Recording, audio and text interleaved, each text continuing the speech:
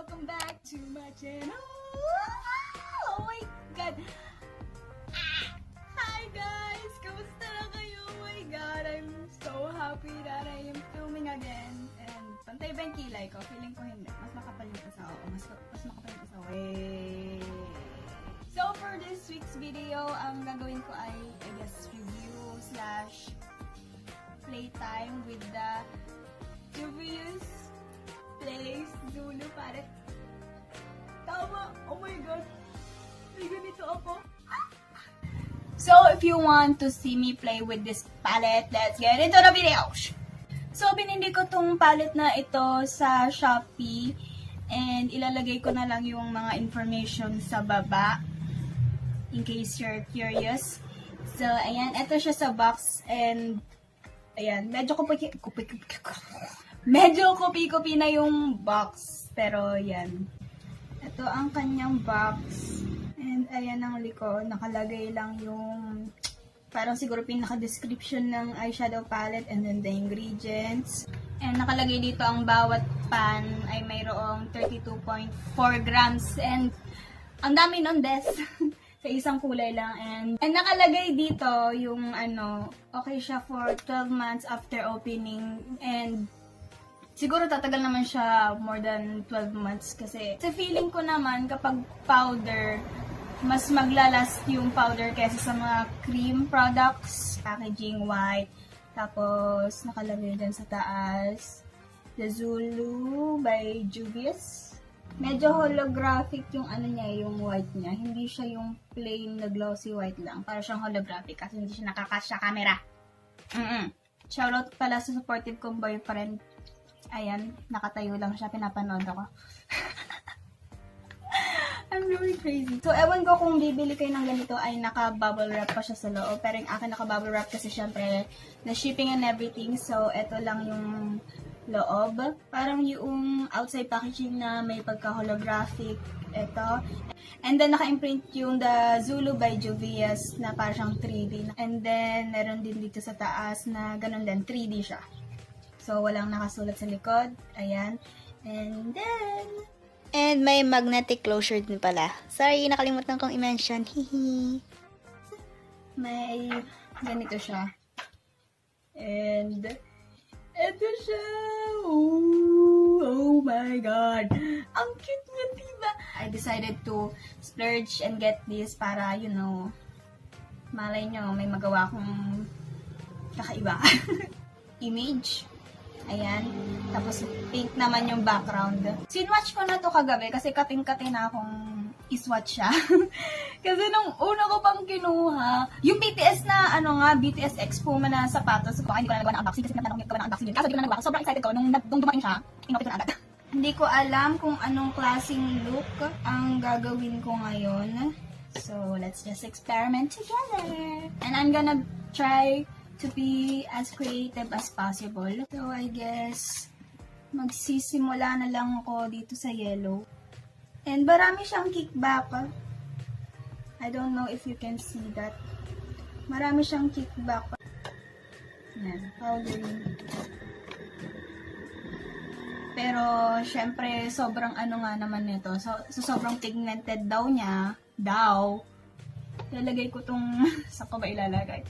So, try akong gumawa ng rainbow na makeup look. Sige, try natin. Lagay natin dito.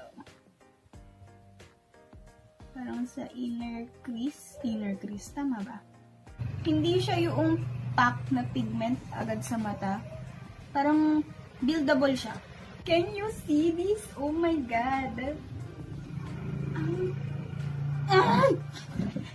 Sabi ako na-excite kasi favorite color ko na yung yellow.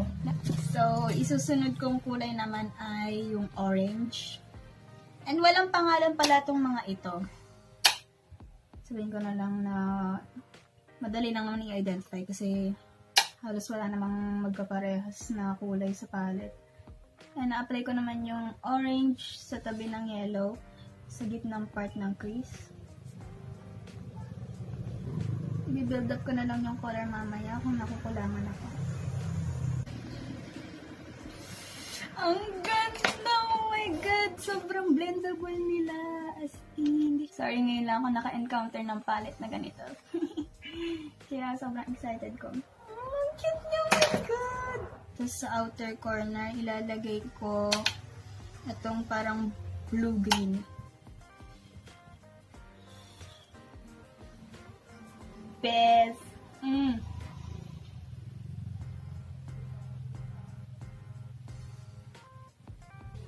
I think it's hard to work with cream eyeshadows the most. Kasi malamang hindi siya ordinaryong kulay lang. And ayun.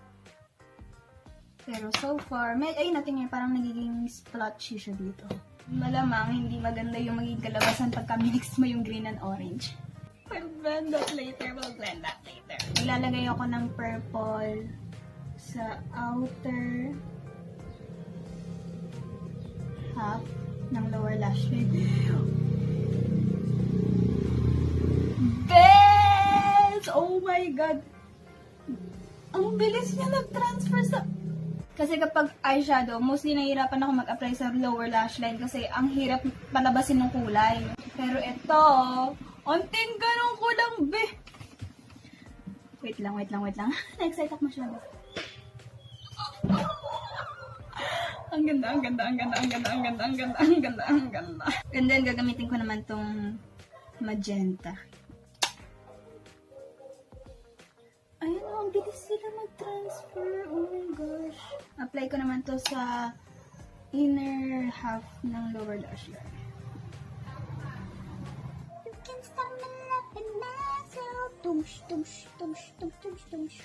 They don't blend well together kasi hindi naman sila complementary.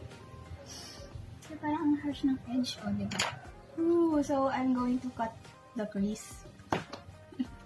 Kala mo talaga professional eh. Yan, I'll be using the Kine Master Conceal in the shade Light Medium White to cut the crease. Half cut crease na lang gagawin ko para i-build up ko na lang yung color green dito mamaya.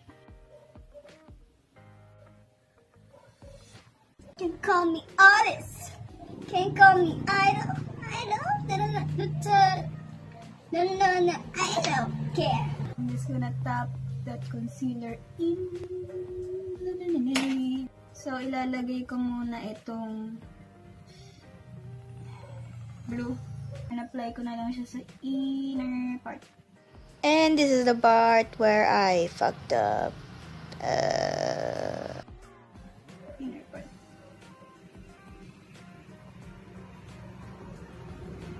Para siyang blue-green din pag in-apply mo. And then, I'm gonna use the green one naman. The green shimmery color. And apply that here. Tama pa ba ginagawa ko? If magiging fail tong pag-attempt ko na gumawa ng creative na makeup look, babawi na lang ako.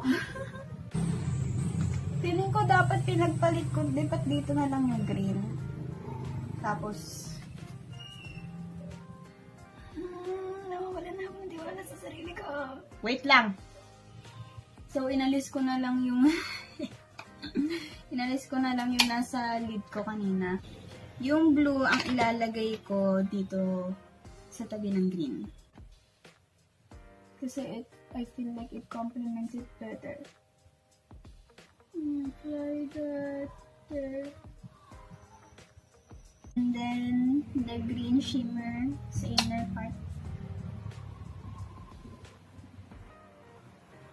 I'm gonna be applying this rose gold in the inner corner. Medyo blend ko yan kasama yung green.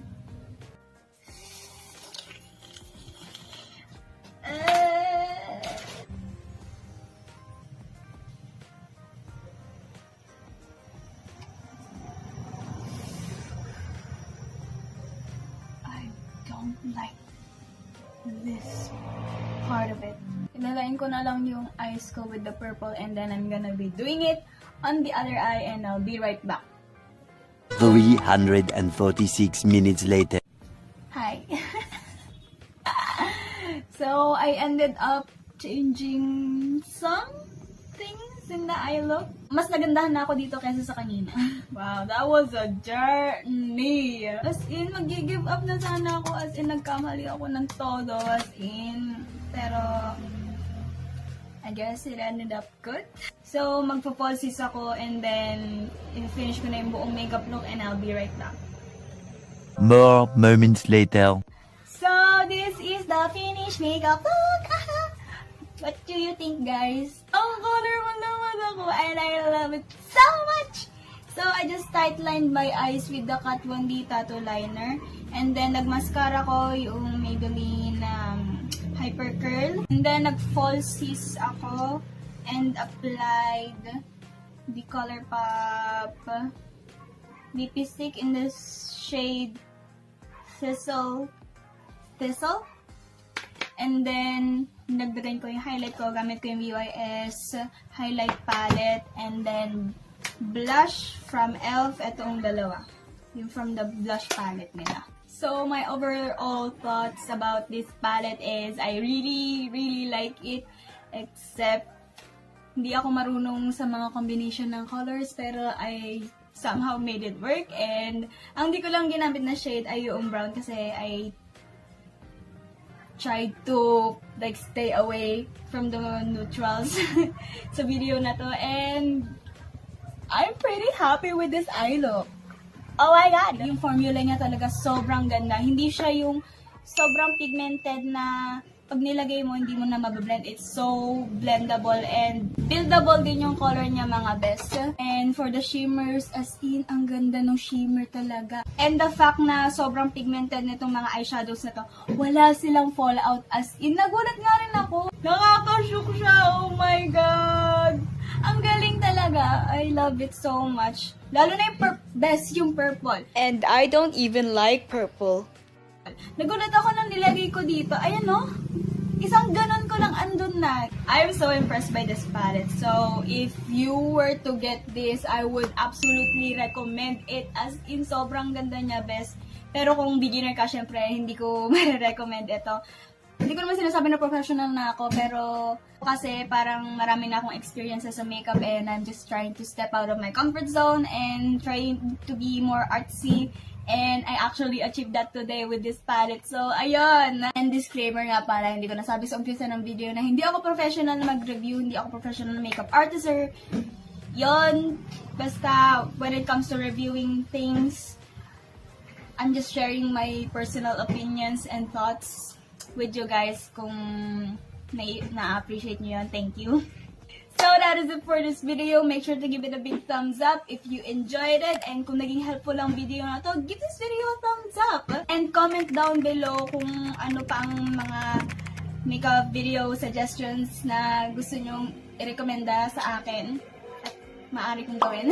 And subscribe to my channel. And also, click the notification bell so you can be notified every time I upload a new video. And ayun! So that is it. I love you guys. Heart, and yeah. Bye!